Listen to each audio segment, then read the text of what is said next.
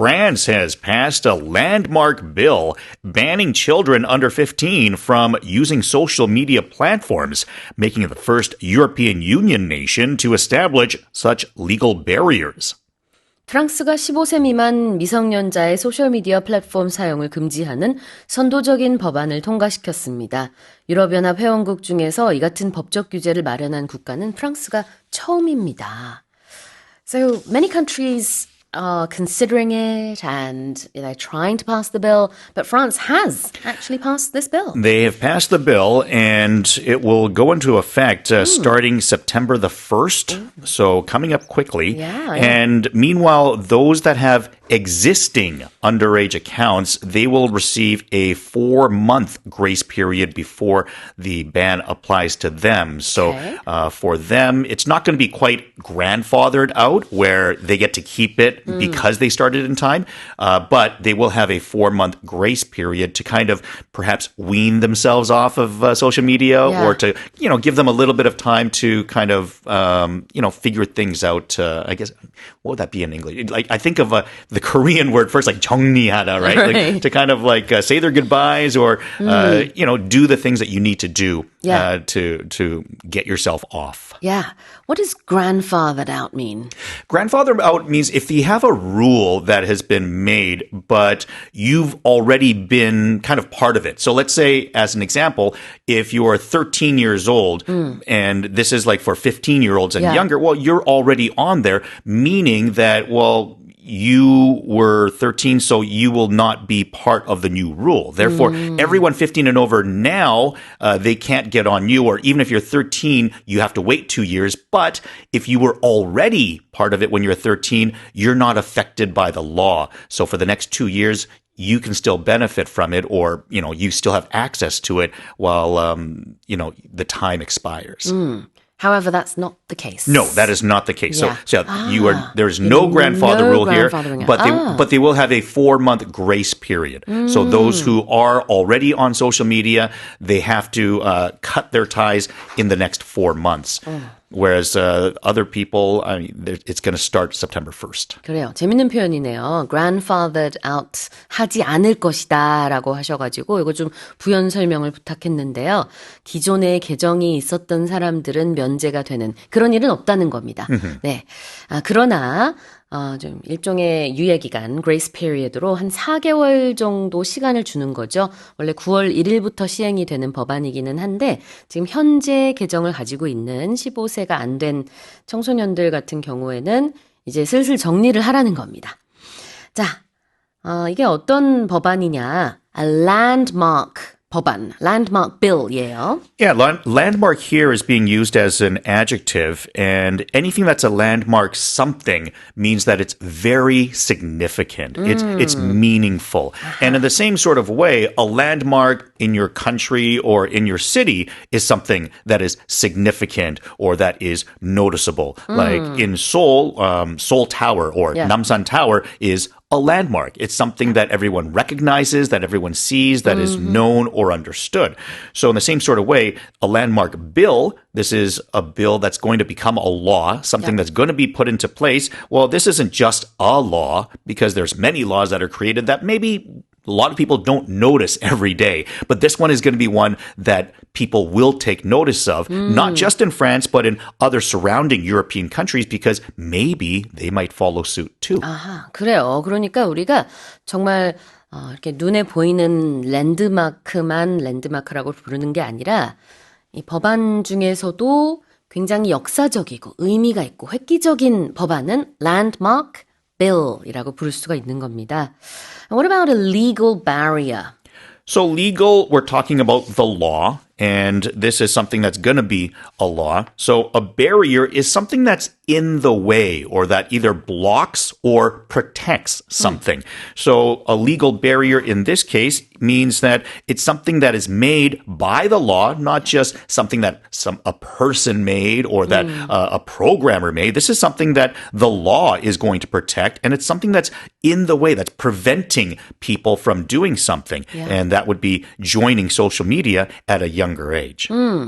법적인 장벽, 규제, legal barrier. 그런 이제 법적인 규제를 마련한 최초의 유럽 국가가 된다라는 얘기가 되겠습니다. Of course, Australia has already started doing this. Yeah, that was a big deal when they did it. Yeah, it was. 자, 다시 한번 읽어보겠습니다. France has passed a landmark bill banning children under 15 from using social media platforms, making it the first European Union nation to establish such legal barriers. Let's move on. Brazil's Amazon rainforest saw a dramatic reduction in wildfire damage in 2025, with the area burned shrinking to a historic low of 3 million hectares from over 15 million hectares in 2024.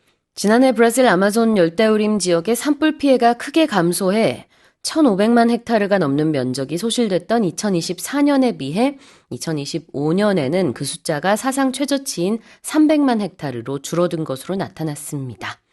Right, well that is a big reduction. Absolutely. It's huge. And only 3.1 million hectares of Brazil's Amazon burned in 2025. That's a huge drop from the 15.8 million hectares destroyed in 2024. And what is a hectare, you might ask? A hectare is an area that is 100 meters long and 100 meters wide. So it's like 100 meters squared. 100제곱미터. 그게 이제 1헥타르군요. 영어로는 hectares라고 하는데요. 이제 지금 보면은 2024년에는 소실됐던, 불탔던 면적이 1,500만 헥타르였는데 우리말과 영어가 이제 발음이 달라서 좀 헷갈리네요. Oh, you guys do use hectares in Korean. 근데 우리는 헥타르라고 발음이 달라요. pronunciation이 좀 달라요. 쓰기는 쓰죠. 그다음에 자, 2024년에는 1,500만, 2025년에는 300만으로 엄청나게 많이 줄었습니다. This was a dramatic reduction. Dramatic meaning that it was, again, very significant. It was something that kind of gets your attention if you're like, wow, something like that. And in that, it's a reduction. So reduction meaning that it's getting smaller. So the amount that it got smaller by wasn't just that, oh, it's a little bit less. It's like, wow, that's a lot less. 아하, dramatic, 드라마 같다, 극적이다. 그래서 뭐 대단히 크거나 눈에 띄거나 할 때 많이 쓰는 표현이고요. reduction은 감소니까 dramatic reduction, 극적인 감소. What about a historic low? Historic, something that, again, it gets your attention because it's something that's worth recording. Yeah. What is history? Well, we write and record things in history if it's significant. If it's something that doesn't matter or that no one's going to care about, well, why keep a record of it? There's no need to. So things that are historic are things that are worth keeping a record of. And often we talk about historic things as record-breaking moments because it's an all-time low or an all-time high. Something that's on an extreme level we'll see as a record or something that is historic. 역사적인 최저치, a historic low입니다. 때로는요. 이게 H로 시작되는 단어를 그냥 vowel로 취급해가지고 unhistoric low라고 말하는 사람들도 있어요. 그래서 둘 다 돼요. 여기서는 a historic low라고 했지만 unhistoric low도 된다는 거. 다시 읽어보겠습니다. Brazil's Amazon rainforest saw a dramatic reduction in wildfire damage in 2025, with the area burnt, shrinking to a historic low of 3 million hectares from over 15 million hectares in 2024. Let's move on to the final headline. An NBA Lakers basketball warm-up jacket, originally purchased for just $3 at a thrift store, has sold at auction for nearly $90,000. 중고 매장에서 단돈 3달러에 구입된 미국 프로농구 LA 레이커스 농구팀의 워밍업 재킷 한 벌이 경매에서 9만 달러에 가까운 금액에 낙찰됐습니다. 와우! Yeah, and That's some resale price. absolutely. And the story, of course, it said an NBA Lakers jacket. Well, which NBA Lakers? There's so many famous ones. Kobe Bryant, Magic Johnson, Shaquille O'Neal. Well, the jacket actually belonged to Wilt Chamberlain. He once scored 100 points in a game, so he's famous for that, and certainly a very famous basketball player in his own right.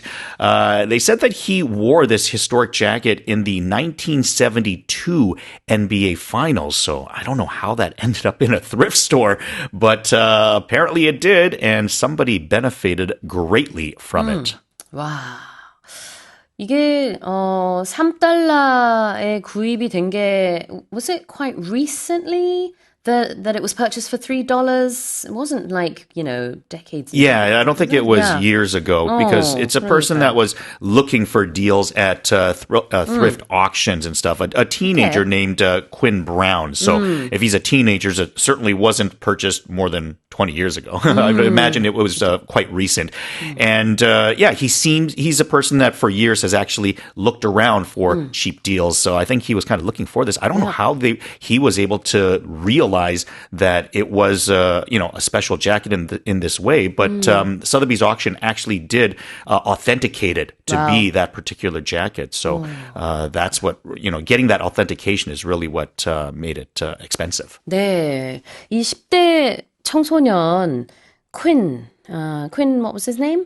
Quinn Brown. 퀸 브라운이라고 하는 10대 청소년이요. 지난 1월 달에 중고 매장에 가서 우연히 이 자켓을 보고 3달러 7센트.